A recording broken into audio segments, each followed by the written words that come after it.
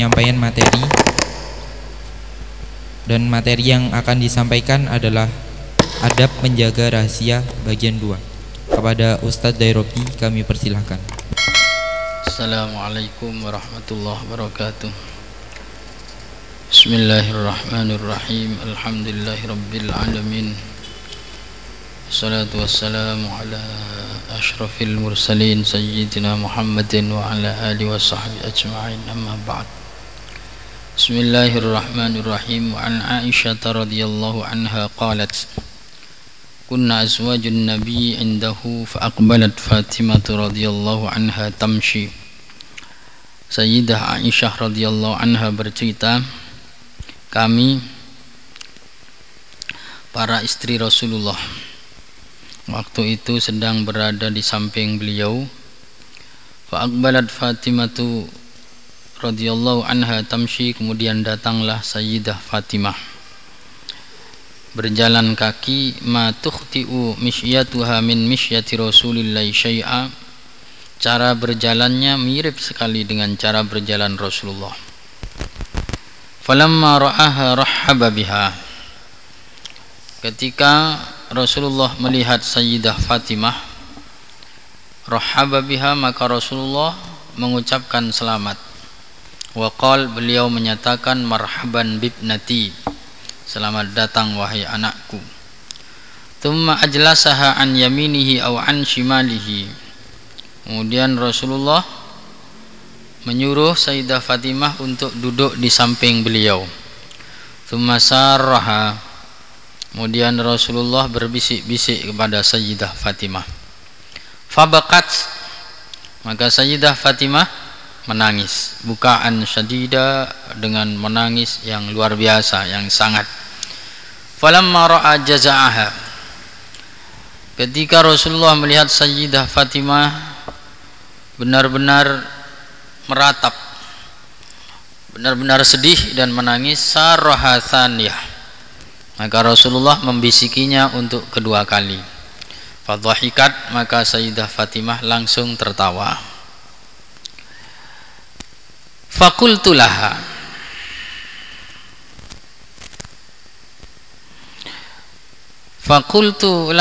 akhirnya Sayyidah Aisyah berkata kepada Sayyidah Fatimah, khassaki Rasulullah sallallahu alaihi wasallam min baini nisaihi bisirar.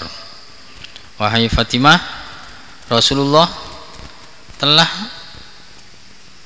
membisikkan sesuatu secara khusus kepadamu, yang mana hal itu tidak beliau beritahukan kepada istri-istrinya. Tsumma anti tabkin, tapi kenapa kemudian setelah itu engkau menangis? Falamma qama Rasulullah sallallahu alaihi wasallam sa'altuha, ketika Rasulullah tidak ada, aku bertanya kepada Fatimah. Katanya Sayyidah Aisyah, maqala laki Rasulullah, apa yang disabdakan Rasulullah kepadamu? Qalat, maka Sayyidah Fatimah menyatakan, ma kuntu li ufshiya ala Rasulillah sallallahu alaihi wasallam sirrahu. Maaf Sayyidah Aisyah, aku tidak akan menyampaikan sesuatu yang menjadi rahasia Rasulullah. Ini yang masuk ke dalam bab ini. Sayyidah Fatimah menyatakan pada Sayyidah Aisyah, aku tidak akan menyampaikan sesuatu yang dirahasiakan oleh Rasulullah. Falamma tuwfiya Rasulullah sallallahu alaihi wasallam, kemudian setelah Rasulullah sallallahu alaihi wasallam wafat, qultu, maka aku bertanya kembali kepada Siti Fatimah, azamtu alaiki bimali alaika minal haq, alaiki minal haq. Sekarang aku mau menagih, saya benar-benar mau menagih hakku kepadamu. Lamma haddatsini ma qala Rasulillah, lamma haddatsini ma qala laki Rasulullah sallallahu alaihi wasallam, engkau sekarang harus menceritakan apa yang disabdakan oleh Rasulullah kepadamu. karena begitu misterius Rasulullah membisiki Sayyidah Fatimah untuk pertama kali. Sayyidah Fatimah langsung nangis. Di tengah-tengah Sayyidah Fatimah, Rasulullah membisiki kembali Sayyidah Fatimah. Sayyidah Fatimah langsung ketawa, langsung tersenyum dan tertawa. Maka Sayyidah Aisyah penasaran banget. Kalau bahasanya anak sekarang kepo, bertanya kepada Sayyidah Fatimah. Sayyidah Fatimah tidak mau menjawab karena Sayyidah Fatimah menganggap saya tidak akan menyebarkan apa yang dirahasiakan oleh Rasulullah. Tapi ketika Rasulullah sudah wafat, baru Sayyidah Aisyah sangat penting sekali karena rasa penasarannya. Sayyidah Aisyah mendatangi Sayyidah Fatimah dan bertanya kembali, kalau sekarang engkau harus menyampaikan apa yang disampaikan oleh Rasulullah kepadamu? Faqalat, maka Sayyidah Fatimah berkata, ammal an fana'am, kalau sekarang saya siap, saya mau menyampaikannya. Amma hina sarani fil marratil ula fa akhbarani, pada saat Rasulullah sallallahu alaihi wasallam membisiki aku untuk pertama kali, Rasulullah memberitahu kepadaku, inna Jibril kana yu'ariduhul Quran fi kulli sanatin marratan aw marratain, bahwa malaikat Jibril itu yu'ariduhul Quran, mengoreksi, ya, mengoreksi atau mendengarkan bacaan Quran dari Rasulullah.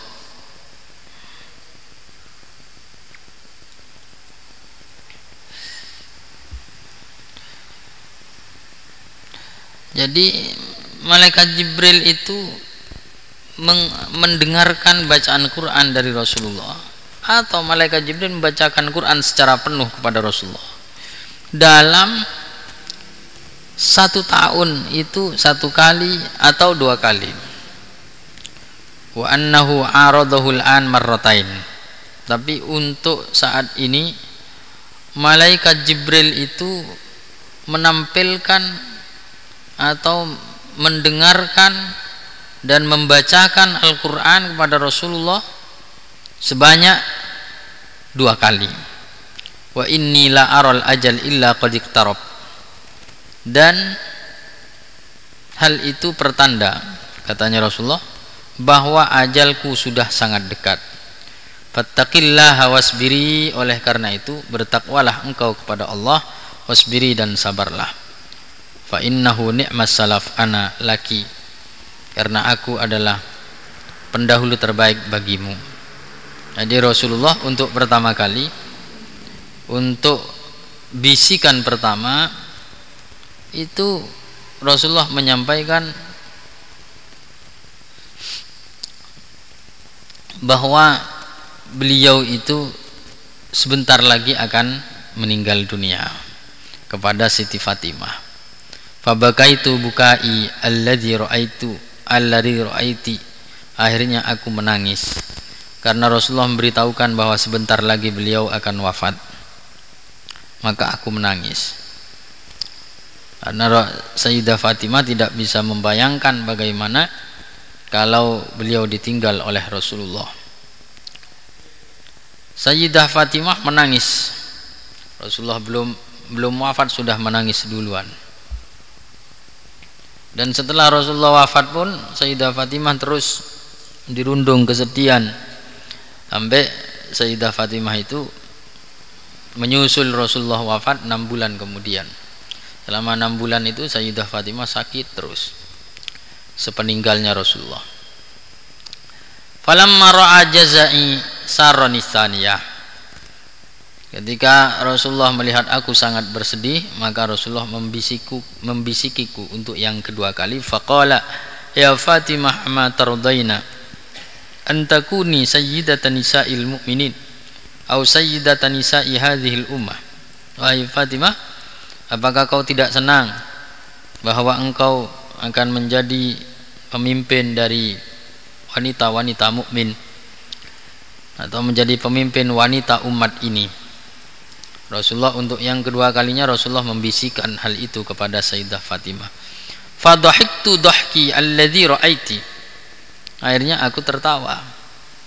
Untuk bisikan yang kedua karena Rasulullah sallallahu alaihi wasallam membisikkan, kamu menjadi wanita terbaik di umat ini. Ini bagaimana Sayyidah Fatimah memegang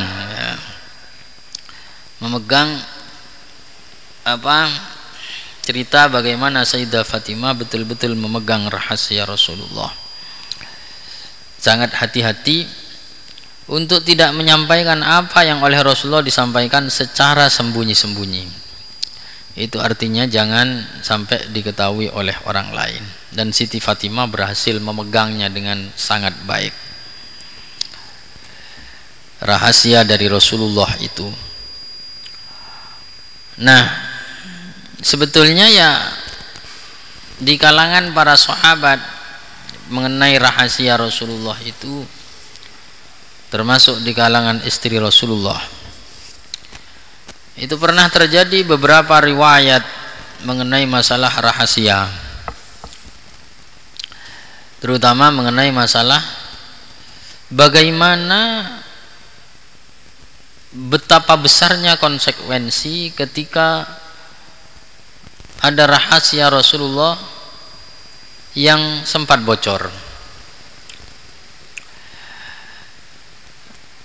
Dalam sirah nabawiyah, dalam sejarah Nabi, ada sebuah kejadian, setidaknya ada 3 kejadian mengenai rahasia yang bocor.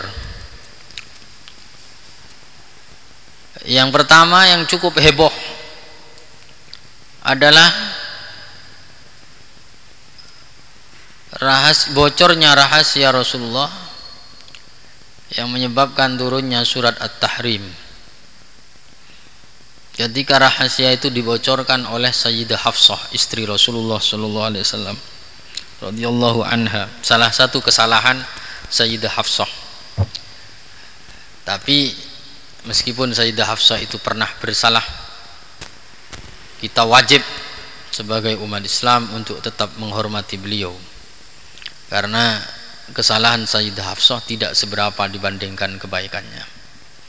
Tapi kalau orang Syiah ini mengorek-ngorek kesalahan ini, sampai Sayyidah Hafsah itu termasuk Sayyidah Hafsah dan Sayyidah Aisyah adalah 2 istri Rasulullah yang paling dibenci oleh orang Syiah.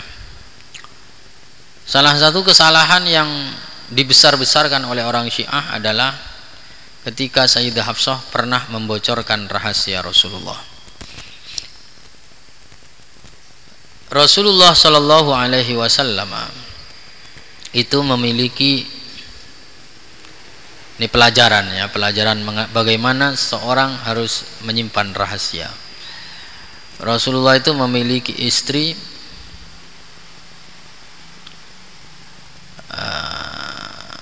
9 ya. Tapi yang 1 sudah wafat, tinggal 8.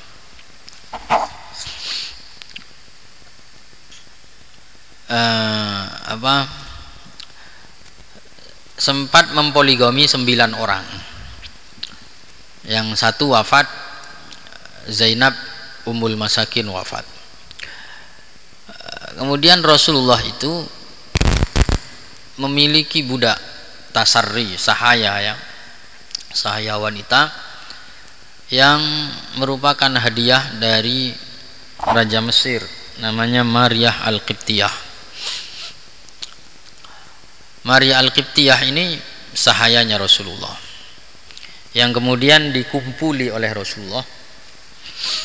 Karena sahaya dalam Islam boleh dikumpuli, hanya ada 2 cara, ada 2 jalan hubungan seksual yang dihalalkan dalam agama Islam. Yang pertama adalah melalui pernikahan, yang kedua melalui milkul yamin, kepemilikan sahaya, seorang laki-laki yang memiliki sahaya wanita. maka boleh dikumpuli jika sahayanya itu tidak memiliki suami. Kalau yang majikannya laki-laki, yang sahayanya perempuan. Kalau majikannya perempuan, budaknya laki-laki tidak boleh. Jadi Rasulullah mengumpuli sahaya beliau Sayyidah Maria Al-Qibtiyah itu di rumahnya Sayyidah Hafsah. Jadi Ummul Mukminin itu punya rumah sendiri-sendiri kan. Rasulullah ini karena Maria ini budak, hanya Maria itu dikumpuli oleh Rasulullah di rumahnya Sayyidah Hafsah. Kemudian waktu itu Sayyidah Hafsah cemburu. Sayyidah Hafsah ini menangis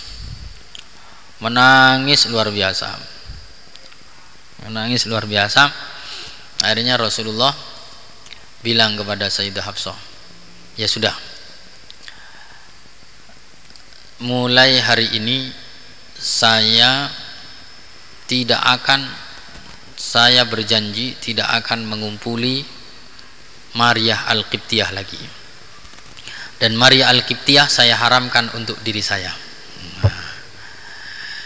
Itu Rasulullah menyatakan Maria Al-Qibtiyah saya haramkan untuk diri saya,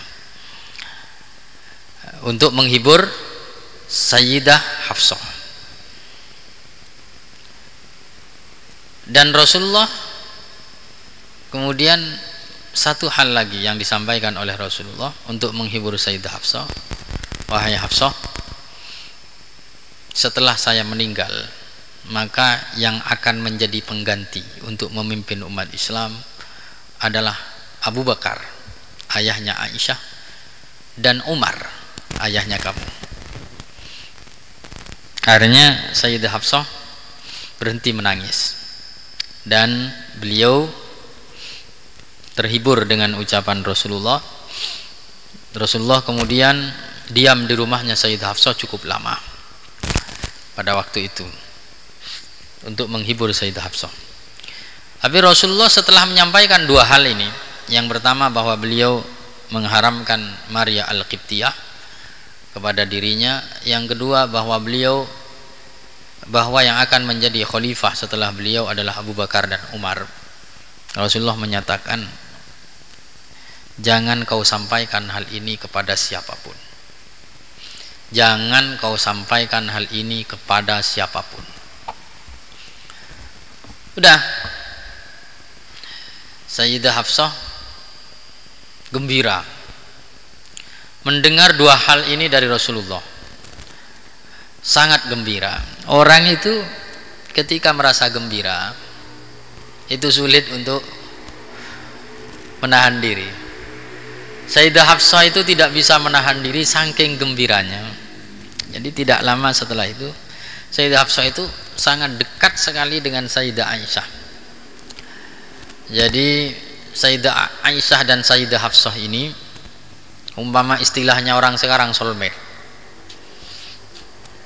Dan mereka ini sering bekerja sama. Sayyidah Hafsah dan Aisyah ini saking akrabnya sering bekerja sama dan cemburu bersama gitu loh maksudnya. Ketika Rasulullah menikah dengan siapa itu, yang dua ini selalu bergabung untuk cemburu gitu. Sehingga ini soulmate sekali, dua istri Rasulullah yang paling akrab itu Sayyidah Hafsah dan Sayyidah Aisyah. Ya, istri-istri Rasulullah yang lain itu seolah-olah ini bermusuhan dengan Sayyidah Hafsah dan Sayyidah Aisyah, seolah-olah menjadi apa saingannya Sayyidah Hafsah. Tapi Sayyidah Hafsah dan Sayyidah Aisyah enggak, rukun ya. Akhirnya Sayyidah Hafsah ini karena sangat dekat dengan Sayyidah Aisyah dan merasa gembira, sampai Sayyidah Hafsah itu tidak mampu menyimpan kegembiraannya, bercerita tentang kejadian yang terjadi di rumah Sayyidah Hafsah dan apa sabda Rasulullah kepada Sayyidah Aisyah, karena menganggap bahwa Sayyidah Aisyah itu adalah orang yang tidak mungkin akan menyebarkan rahasia. Sudah, Setelah Sayyidah Hafsah itu bercerita kepada Sayyidah Aisyah, Allah menurunkan wahyu kepada Rasulullah. Wa id asarran nabiyyu ila ba'di azwajihi haditha. Ketika Nabi itu menyampaikan sebuah hal yang rahasia. Di dalam Al-Quran disampaikan bahwa ada wahyu dari Allah bahwa Sayyidah Hafsah telah membocorkan rahasia itu kepada Sayyidah Aisyah. Maka dari situ Rasulullah menegur Sayyidah Hafsah. Menegur Sayyidah Hafsah. Dan Rasulullah marah kepada Sayyidah Hafsah. Sampai kemudian jengkel Rasulullah kepada Sayyidah Hafsah, termasuk kepada Sayyidah Aisyah. Sampai kemudian berhembus isu bahwa Rasulullah mentalak Sayyidah Hafsah dan Sayyidah Aisyah. Berhembus isu di Madinah itu. Bahkan isu itu mengalahkan ketika itu, isu itu bersamaan dengan kabar bahwa bahwa Madinah akan diserang oleh Romawi. Madinah akan diserang oleh Romawi. Isu itu mengalahkan ramenya isu bahwa Madinah akan diserang oleh Romawi.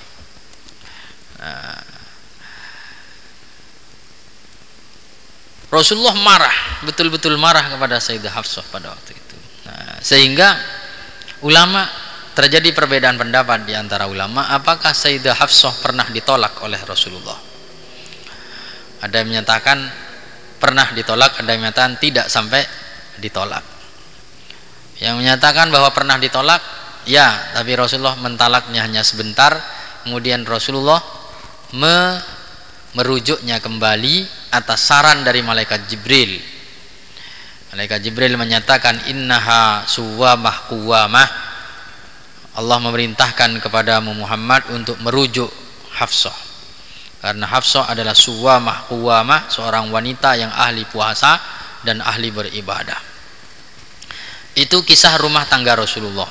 Sempat ada masalah, dan masalah itu cukup heboh. 2 kali rumah tangga Rasulullah diterpa masalah. Yang pertama ketika diisukan Sayyidah Aisyah melakukan perselingkuhan, fitnah Sayyidah Aisyah melakukan perselingkuhan dengan Sofwan bin Mu'attal yang dihembuskan oleh orang-orang munafik. Yang kedua adalah ketika isu Rasulullah mentalak Sayyidah Hafsah. Intinya apa? Intinya bahwa siapapun berumah tangga itu, termasuk Rasulullah, itu sulit untuk dilepaskan dari masalah. Sulit untuk dilepaskan dari masalah.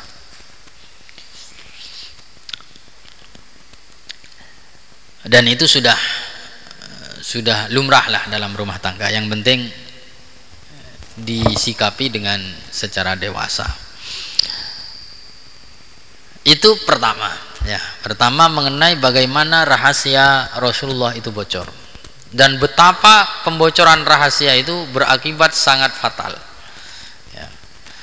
Walaupun persoalannya sebetulnya persoalan rumah tangga. Yang kedua, pembocoran rahasia pada masa Rasulullah itu terjadi pada saat perang Bani Quraidah. Jadi Rasulullah itu di Madinah itu ada 3 suku Yahudi. Di Madinah ketika Rasulullah hijrah ke Madinah itu ada 3 kabilah Yahudi, yang mana mereka itu menguasai segala sendi kehidupan di Madinah. Ada Yahudi Bani Qainuqa, ada Yahudi Bani Nadir, ada Yahudi Bani Quraidah. Itu di dalam Madinah. Yahudi Bani Qainuqa ini terusir dari Madinah karena melanggar perjanjian piagam Madinah. Jadi Rasulullah ketika hijrah ke Madinah itu membuat piagam perjanjian dengan orang Yahudi, antara kaum muslimin, Yahudi dan kaum musyrikin, bagaimana mengatur Madinah. yang kemudian dikenal dengan piagam Madinah. Di antaranya tidak saling mengganggu. Orang Yahudi Bani Qainuqa melanggar perjanjian ini. Pada tahun kedua, orang Yahudi Bani Qainuqa, kalau tidak salah di tahun kedua itu melecehkan seorang wanita muslimah di pasar. Akhirnya oleh Rasulullah dikepung mereka dan mereka menyerah, kemudian mereka dihukum dengan harus keluar dari Madinah. Habis Yahudi Bani Qainuqa, mereka terusir dari Madinah. Kemudian yang kedua, Yahudi Bani Nadir juga terusir dari Madinah karena Yahudi Bani Nadir melakukan persekongkolan untuk membunuh Rasulullah. Udah ketemu persekongkolan itu, akhirnya mereka dihukum. Hukumannya adalah juga diusir dari Madinah. Kemudian hanya tinggal satu kabilah, Yahudi Bani Quraidah. Yahudi Bani Quraidah ini bertahan di Madinah, tidak melakukan pelanggaran sampai pada saat perang Khandaq, perang Parit, ketika orang Islam, orang Quraisy menggalang sekutu. Jadi orang Quraisy itu menggalang kekuatan sekutu untuk menghabisi Madinah, bersekutu dengan kabilah-kabilah lain untuk menyerang dan menghabisi Madinah. Sampai mereka berhasil mengumpulkan 10.000 pasukan lebih, datang dan mengepung Madinah. Orang Madinah sulit untuk melawan mereka karena jumlahnya sangat sedikit. Jumlah orang Madinah sangat sedikit. Sehingga digalilah parit, digalilah parit atas saran dari Salman Al-Farisi agar pasukan sekutu tidak bisa masuk.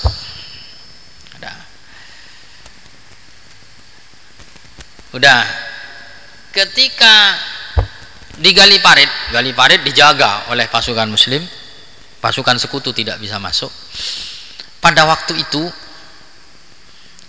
orang Yahudi Bani Quraidah melakukan pengkhianatan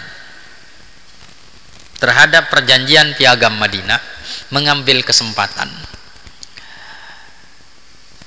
Ada hubungan rahasia yang kemudian tertangkap oleh intelijen umat Islam, oleh telik sandi umat Islam, bahwa orang Yahudi Bani Quraidah ini melakukan kontak rahasia dengan pasukan musuh untuk menyerang orang Islam dari dalam Madinah, sehingga kalau orang Islam itu diserang dari dalam Madinah, maka pasukan sekutu yang ada di luar Madinah itu bisa nyebrang parit karena orang Islam konsentrasinya terpecah. Orang Yahudi Bani Quraidah sudah bersiap untuk melakukan itu, tapi pada akhirnya Allah memberikan kemenangan kepada umat Islam melalui, ceritanya terlalu panjang ya, pokoknya ada orang dari musuh itu yang kemudian masuk Islam, namanya Nu'aim bin Mas'ud. Nu'aim bin Mas'ud ini masuk Islam. Tentara sekutu tidak tahu bahwa Nu'aim bin Mas'ud masuk Islam di tengah-tengah itu, sehingga Nu'aim bin Mas'ud ini digunakan oleh Rasulullah untuk memecah, strategi perangnya untuk memecah antara mengadu domba Yahudi Bani Quraidah dengan tentara sekutu, sehingga antara Yahudi Bani Quraidah dan tentara sekutu saling curiga, dan tidak sampai Yahudi Bani Quraidah itu menyerang umat Islam berkat kelihayan dari Nu'aim bin Mas'ud. Karena Yahudi Bani Quraidah tidak tahu bahwa Nu'aim bin Mas'ud itu berada di pihak Rasulullah, dikiranya berada di pihaknya sekutu. Diadu domba lah, intinya begitu. Kemudian setelah itu Allah mengirimkan angin yang sangat kencang hingga tentara musuh itu kemudian tercerai-berai dan mereka pulang. Intinya umat Islam menang dalam perang Khandaq. Tentara musuh pulang dengan tangan hampa. Sepulangnya dari perang Khandaq itu, Rasulullah Sallallahu Alaihi Wasallam diperintahkan untuk membereskan Bani Quraidah, karena Bani Quraidah telah melakukan pelanggaran terhadap perjanjian piagam Madinah. Datanglah Rasulullah bawa pasukan ke Bani Quraidah, hanya istirahat sebentar. Dan setelah dikepung lama, akhirnya Yahudi Bani Quraidah itu menyerah. Pilihannya orang Yahudi Bani Quraidah waktu pilihannya melawan atau menyerah. Mereka itu kemudian melakukan dialog, perundingan, termasuk perundingan dengan pihak Rasulullah. Akhirnya mereka minta kepada Rasulullah agar mengutus seorang sahabat namanya Abu Lubabah. Abu Lubabah itu dikenal memiliki kedekatan dengan orang Yahudi Bani Quraidah pada masa lampau ketika sebelum datangnya Islam ke Madinah. Akhirnya Abu Lubabah diutus oleh Rasulullah untuk melakukan diplomasi kepada Yahudi Bani Quraidah. Nah, Abu Lubabah ini ketika datang ke Yahudi Bani Quraidah, orang-orang Yahudi Bani Quraidah datang kepada Abu Lubabah, anak-anak Yahudi Bani Quraidah nangis dan perempuan-perempuannya melihatkan kesedihan yang luar biasa. Akhirnya Abu Lubabah ini iba. Sampai Abu Lubabah itu ketika ditanya bagaimana saran kamu, katanya orang Yahudi Bani Quraidah, bagaimana saran kamu tentang kami? Apakah kami akan menyerah terhadap keputusan, mau menerima keputusan apapun yang akan diberikan oleh Muhammad? Abu Lubabah kemudian membocorkan satu rahasia. Kamu tahu keputusannya kalau kamu menyerahkan keputusan kepada Muhammad? Abu Lubabah memberi syarat, kamu akan disembelih. Artinya Abu Lubabah itu membocorkan bahwa jika orang Yahudi Bani Quraidah itu menyerahkan keputusan nasib mereka kepada Rasulullah, maka hukumannya adalah hukuman mati. Berarti Abu Lubabah menyarankan untuk tidak menerima keputusan Rasulullah. Ini yang kemudian menjadi sebuah kesalahan fatal dari Abu Lubabah. Abu Lubabah pulang dari Bani Quraidah. Ketika Abu Lubabah pulang dari Bani Quraidah ini, Rasulullah Shallallahu Alaihi Wasallam mendapat wahyu dari Allah. Ya ayyuhalladzina amanu la takhunullah war rasul wa takhunu amanatikum. Wahai orang-orang yang beriman, jangan berkhianat kepada Allah, jangan berkhianat kepada Rasulullah, dan jangan berkhianat terhadap amanah kalian, termasuk rahasia. Jangan membocorkan rahasia. Abu Lubabah langsung sadar, oh iya, kenapa saya bilang begitu kepada Yahudi Bani Quraidah? Bukankah ini adalah rahasia? Maka Abu Lubabah tidak langsung menemui Rasulullah, saking takutnya. Beliau itu langsung datang ke Masjid Nabawi dan mengikat tubuhnya di Masjid Nabawi dan menyatakan penyesalannya yang luar biasa. Saya tidak akan melepaskan ikatan ini dari tubuh saya selama belum mendapatkan pernyataan penerimaan taubat dari Allah dan Rasulnya, dan saya tidak akan makan. Abu Lubabah terus dia mengikatkan tubuhnya di tiang, diikat terus, kecuali pada waktu sholat. Waktu sholat ada yang melepas ikatannya, dia ikut sholat. Setelah itu dia mengikat tubuhnya lagi itu terjadi sampai 6 atau 7 hari. Dia mengikatkan tubuhnya di situ sampai Abu Lubabah itu pingsan karena tidak makan, tidak mau makan. Hari ke-7 baru kemudian datang wahyu bahwa Allah menerima taubat dari Abu Lubabah. Siti Aisyah, Rasulullah waktu itu tertawa. Pada waktu sahur menjelang subuh Rasulullah tertawa, dan Siti Aisyah bertanya, ada apa Rasulullah, jenengan kok tertawa? Allah memberikan wahyu kepadaku telah menerima taubat dari Abu Lubabah. Kemudian Sayyidah Aisyah menyatakan, apakah akan aku sampaikan wahai Rasulullah? Boleh. Akhirnya Sayyidah Aisyah keluar ke pintu dalamnya, kemudian menyampaikan Abu Lubabah taubatnya sudah diterima oleh Allah. Maka para sahabat Rasulullah berdatangan, merasa gembira, berdatangan kepada Abu Lubabah dan mengerumuni Abu Lubabah, ingin melepaskan ikatan tubuhnya. Katanya Abu Lubabah, jangan lepaskan ikatan tubuh saya sampai Rasulullah SAW sendiri yang melepaskannya. Ketika Rasulullah keluar untuk sholat subuh, maka Rasulullah melepaskan ikatan itu. Ini Abu Lubabah. Yang ketiga, pembocoran rahasia dalam sejarah pada masa Rasulullah terjadi pada waktu Fathu Makkah. Pada waktu Fathu Makkah, Rasulullah merencanakan penaklukan Mekah dengan strategi yang sangat rahasia. Rasulullah itu pernah menyatakan ista'inu ala qada'i hawaijikum bil kitman. Bantulah, capailah keperluan kalian dengan cara menyimpannya terlebih dahulu. Rasulullah ketika akan menaklukkan Mekah itu, Rasulullah merahasiakan rencana ini sampai kepada istri beliau. Rasulullah itu hanya bilang kepada Sayyidah Aisyah, siap-siap, itu berkemaslah. Sampai detik mau berangkat itu kurang berapa hari gitu, Rasulullah masih belum menjelaskan bahwa akan datang ke Mekah untuk menaklukkan Mekah itu.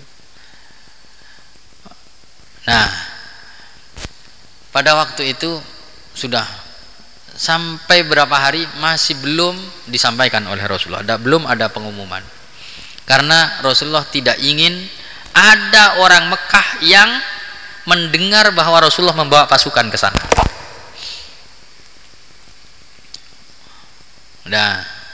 Nah, kebetulan pada waktu itu kurang berapa hari begitu Rasulullah mengumumkan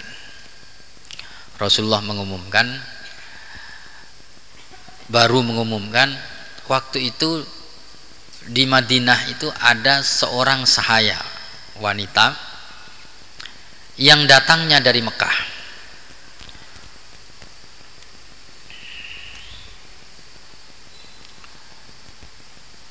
Untuk menemui seorang sahabat, saya lupa nama sahabat ini.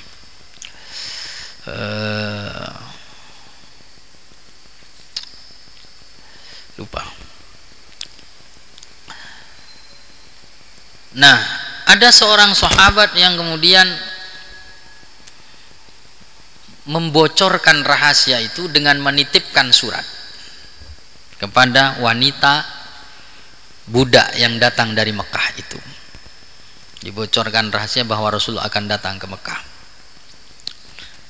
Nah, itu ketika wanita itu pergi dengan membawa surat ini,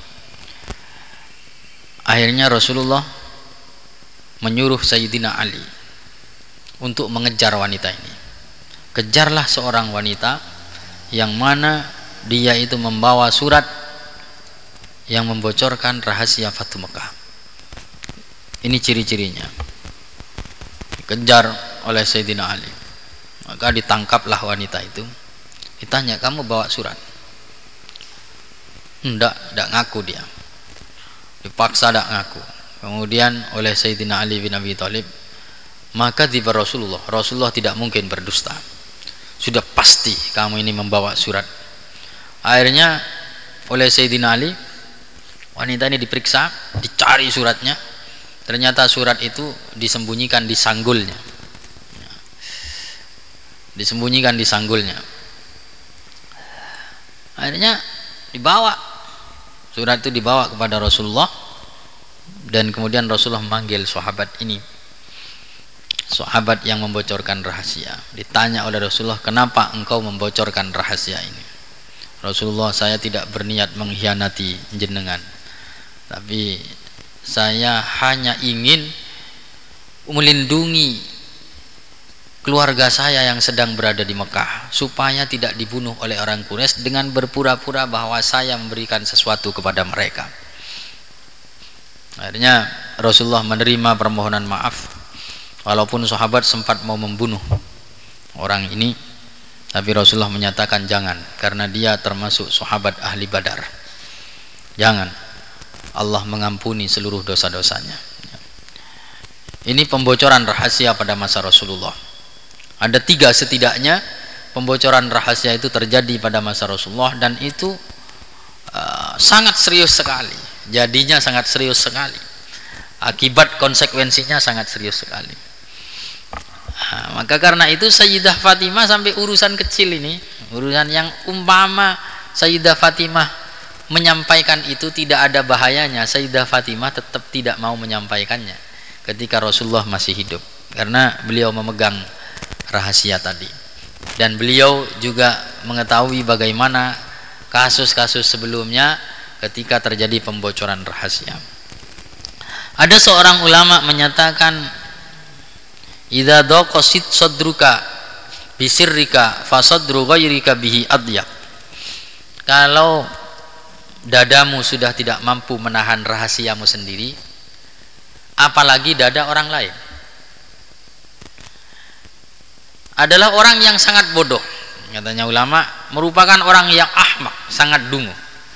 Kalau dia itu menyampaikan rahasianya kepada seorang, kemudian dia bilang jangan sampaikan rahasia ini kepada siapapun. Ya. Karena apa? Karena ini adalah, kalau sampean sendiri sudah tidak bisa menahan rahasia sendiri, kepentingannya sendiri, apalagi orang lain yang itu merupakan bukan merupakan kepentingannya dia.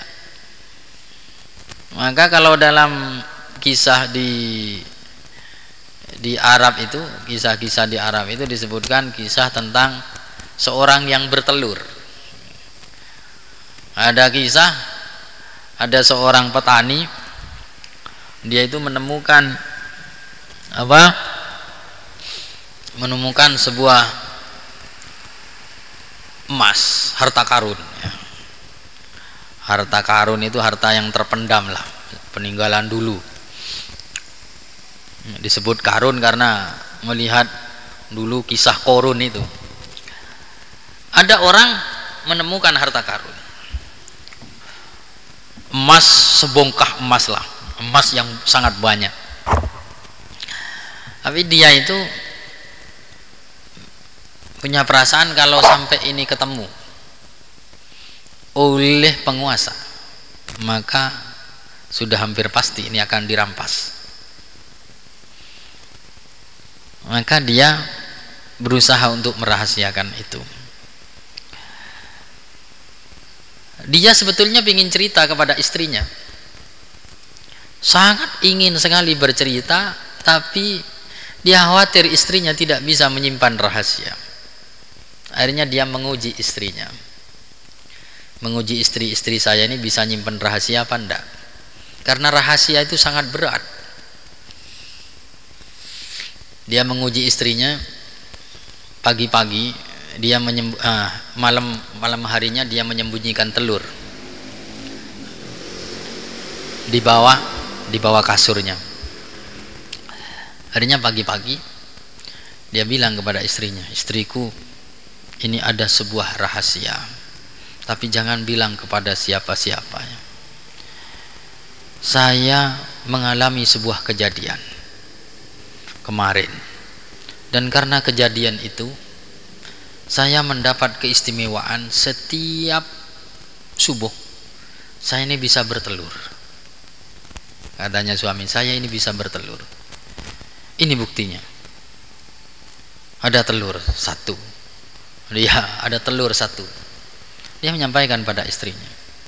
Udah, istrinya gembira sekali. Enak ini punya suami kayak punya ternak ayam ini, bisa bertelur. Gembira. Jadi suaminya bilang, jangan bilang-bilang ke siapa ya.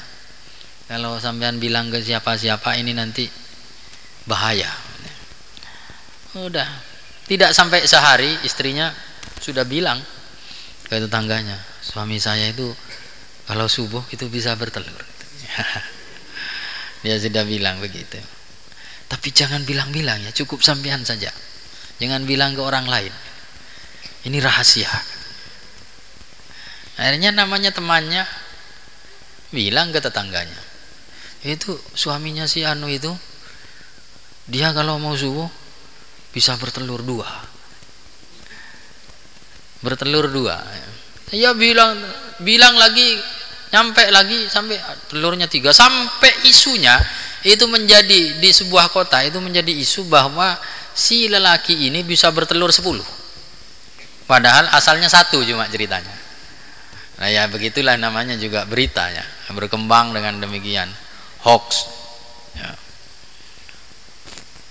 Akhirnya hampir seluruh orang di kota itu mendengar. Ini dongeng ini sebetulnya, mungkin bukan kejadian sungguhan, tapi ada di dalam referensi-referensi Arab itu. Seluruh kota itu mendengar bahwa ada orang aneh bisa bertelur sampai 100 pada akhirnya. Dalam sehari bisa bertelur 100. Ini kan perusahaan. Saking anehnya akhirnya dia itu dipanggil. Dia dipanggil oleh sultan. Dia dipanggil oleh sultan. Dipanggil karena sultan tidak percaya apa bener apa enggak ini mungkin hanya dongeng itu, hanya apa ceritanya orang-orang. Akhirnya dipanggil oleh sultan.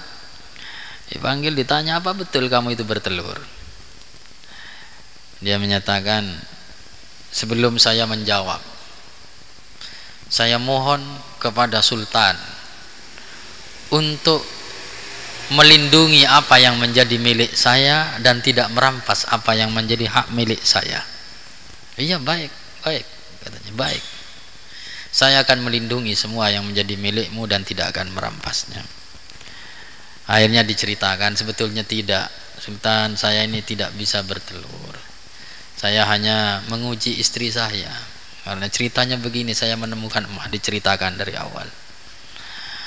Akhirnya kisah dongeng itu menjadi apa ya? Menjadi kisah mengenai kisah perumpamaan, kisah tamtsil ya. Mengenai bagaimana kita itu harusnya menyimpan rahasia. Jangan seperti kisah orang laki-laki yang bisa bertelur gitu. Itu tamtsil. Hingga ulama menyatakan idza daqa sadruka bisirrika fa sadru ghairika bihi adyaq.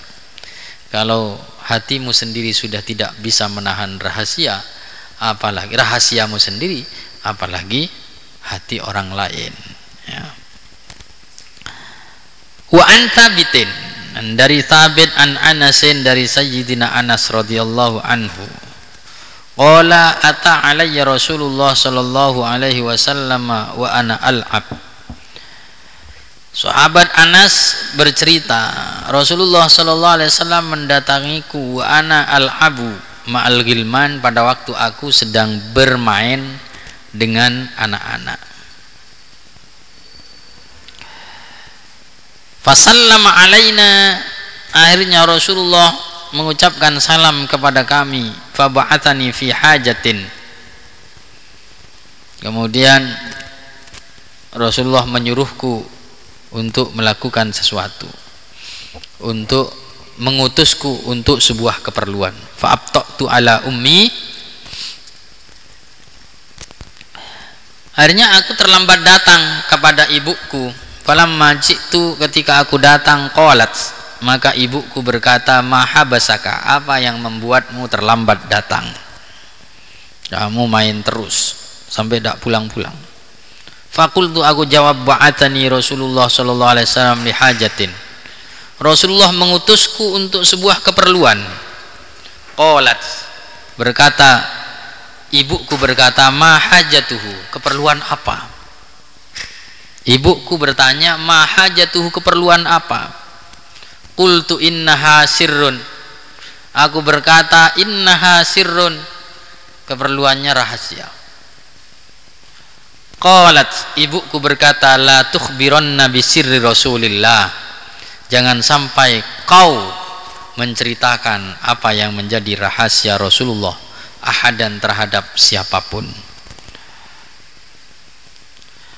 Qala Anasun, maka Anas berkata, wallahi law haddatstu bihi ahadan. Sayyidina Anas berkata kepada putranya Thabit, kepada rawi hadis, ya, rawi hadis muridnya yang bernama Thabit,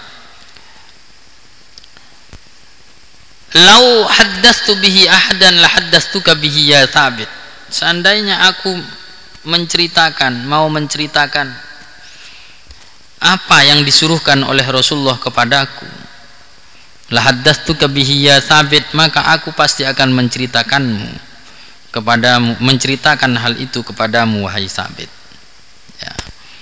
Ini hadis ini menceritakan bagaimana etika dari sahabat Anas bin Malik yang waktu itu usianya masih sangat muda sekali, bahkan masih usia bermain. Anas bin Malik itu mulai sejak kecil itu sudah menjadi pelayannya Rasulullah. Jadi sampai masih kecil sekalipun Anas bin Malik itu sudah tidak mau menceritakan apa yang diperintahkan oleh Rasulullah kepadanya, bahkan kepada ibunya sekalipun. Dan hal itu dilakukan oleh sahabat Anas karena sahabat Anas memang dididik demikian. Termasuk ibunya ketika bertanya apa keperluannya, sahabat Anas menyatakan tidak akan aku ceritakan, ini rahasia. Ibunya mendukung, la tukhbiranna bi sirri Rasulillah sallallahu alaihi wasallam ahadan. Jangan sampai kau sampaikan, jangan sampai kau ceritakan rahasia Rasulullah kepada siapapun.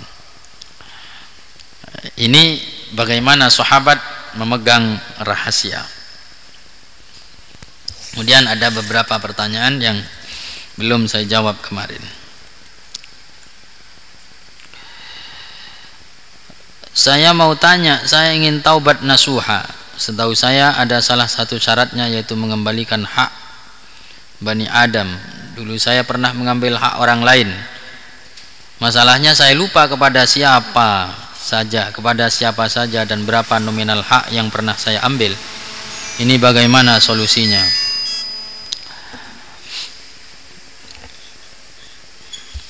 Ya, syarat dari taubat kalau berupa hakul adami ada 4. Kalau syarat umum dari taubat itu ada 3.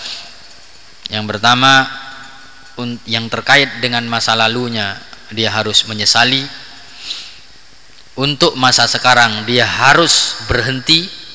Untuk masa yang akan datang dia harus berkomitmen untuk tidak mengulangi.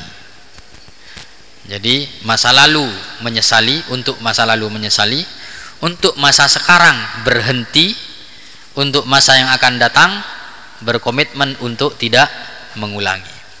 Itu syarat taubat. Kemudian kalau kesalahannya berupa hakul adami, maka ditambah satu syarat lagi, dia harus bebas dari hak tersebut dengan cara mengembalikannya atau dengan cara meminta kehalalan serta keikhlasan dari orangnya. Kemudian yang ditanya di sini, bagaimana kalau sudah lupa? Sudah lupa haknya siapa dan berapa?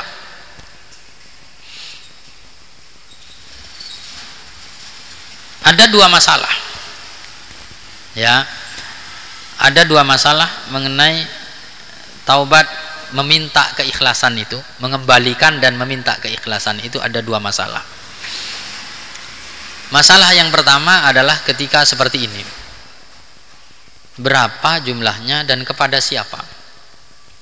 Tidak tahu, pokoknya punyanya orang pernah saya ambil, saya tidak tahu orangnya siapa.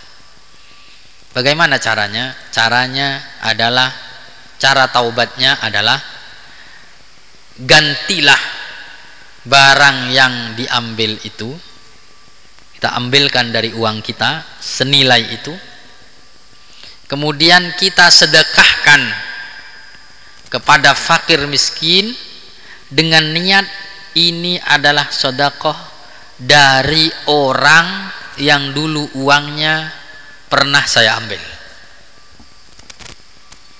Bukan sedekah saya, ini sedekah dari orang yang dulu uangnya pernah saya ambil. Kalau tidak memungkinkan untuk dikembalikan kepada orangnya karena kita tidak tahu itu milik siapa. Sampun? Paham nggih?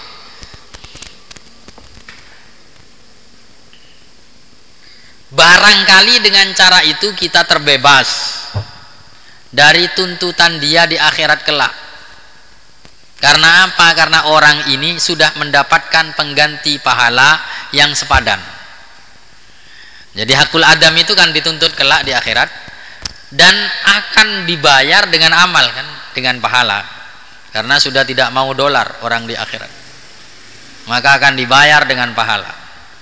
Nah, ketika kita bersedekah atas nama dari orang yang haknya pernah kita ambil, barangkali kelak ketika orang ini menuntut hak ini, maka dia rela membebaskan, ya, rela membebaskan hak itu gara-gara dia sudah mendapatkan pengganti yang sepadan dari harta yang kita sedekahkan dengan niat sebagai sedekahnya dia. Sampun? Paham? Itu masalah pertama.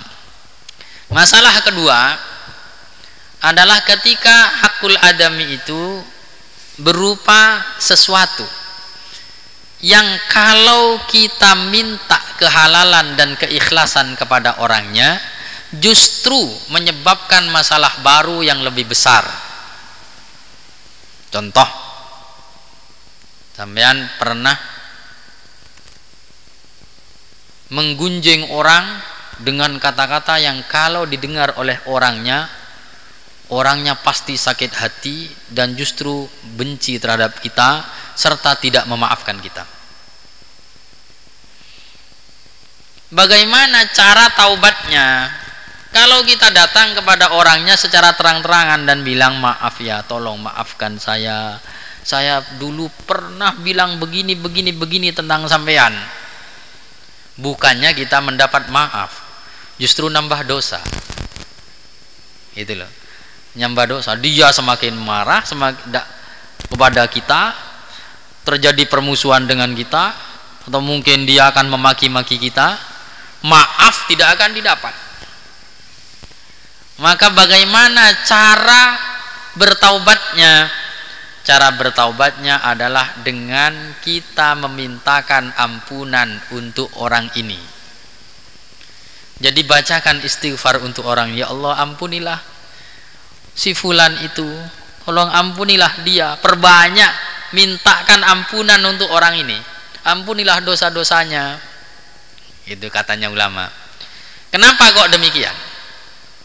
Karena barangkali kelak ketika dia nuntut hak, ya, ketika dia nuntut hak kita, haknya dia kepada kita misalnya, kita akan bayar dengan pahala kita. Atau ketika pahala itu sudah habis, maka dibayar dengan cara dosanya dia dialihkan kepada kita. Maka ketika kita memintakan ampunan untuk orang ini, nah, kemungkinan nanti di akhirat orang ini akan membebaskan hak kita, kemungkinan, bukan pasti ya, kemungkinannya. Karena apa? Karena sudah ada beberapa dosanya dia yang semestinya itu dialihkan kepada kita, ternyata dosa itu diampuni oleh Allah gara-gara doa kita. Gitu loh. Sehingga tidak usah dipindahkan ke sini, dosanya sampean sudah diampuni. Yang mau dipindahkan ke ini loh, ini sudah diampuni oleh Allah. Barangkali begitu, gitu nalarnya. Kenapa kita dengan pakai istighfar? Paham ya? Oke. Kemudian pertanyaan berikutnya yang belum dijawab, apa bedanya orang introvert dengan orang pandai memegang rahasia? Loh, saya ini tidak paham introvert ini apa? Apa introvert? Mungkin introvert itu sulit untuk untuk curhat, begitu mungkin ya? Apa begitu? Kira-kira mungkin begitu. Saya tidak paham. Saya tidak pernah belajar psikologi. Saya tidak ngerti. Ya tentu beda lah. Orang yang sulit untuk mencurahkan isi hatinya dengan orang yang bisa megang rahasia itu ya jauh beda. Kalau orang yang sulit mencurahkan isi hatinya tertutup, itu kan karena dia kemungkinannya karena tidak pede untuk menyampaikan hal itu. Ada banyak kemungkinan lah, ada banyak kemungkinan. Bisa juga karena penyakit psikologis. Ya, orang yang tidak bisa menyampaikan unek-unek hatinya, atau karena ada beban. Orang itu tidak bisa menyampaikan unek-uneknya itu karena beban, bisa juga ada beban psikologis dalam dirinya. Orang itu dalam kondisi punya beban psikologis di hadapan orang yang dianggap lebih tinggi akan sulit untuk menyampaikan apa yang menjadi isi hatinya. Karena untuk menyampaikan sesuatu itu butuh kepercayaan diri. Butuh kepercayaan diri. Ketika orang tidak percaya diri untuk menyampaikan sesuatu, tidak akan keluar. Seperti tersendat di tenggorokan. Oleh karena itu, orang itu kadangkala ketika orang itu jatuh cinta, cintanya sangat tinggi, itu malah tidak bisa menyampaikan. Kenapa? Tidak percaya diri. Saya tidak tahu introvert itu faktor dari apa. Yang jelas ada orang tipologi orang yang seperti itu, tidak bisa menyampaikan apa yang menjadi keperluannya, apa yang menjadi unek-unek hatinya. Tapi jauh beda dengan orang yang bisa megang rahasia. Karena kalau orang yang introvert itu bukan hanya rahasia yang dia simpen, tapi sesuatu yang tidak rahasia dia juga simpen. Sesuatu yang mestinya dia sampaikan tidak dia sampaikan.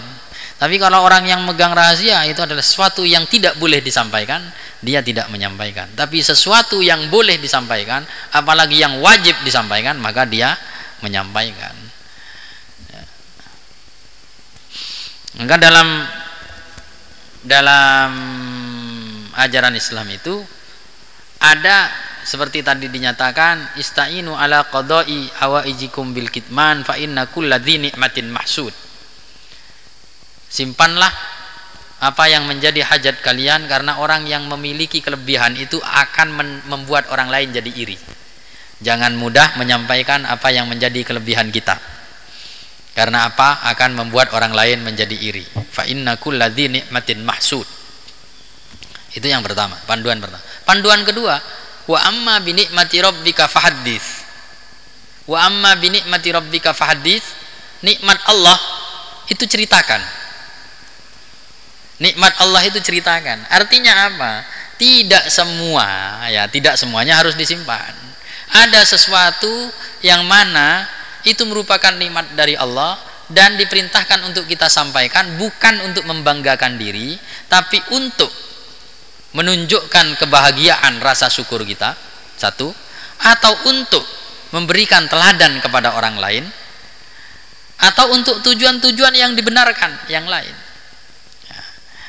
Tapi dari satu sisi juga kita perlu pertimbangkan untuk tidak menyampaikan semua hal. Karena apa? Fa inna kulladzi nikmatin mahsud.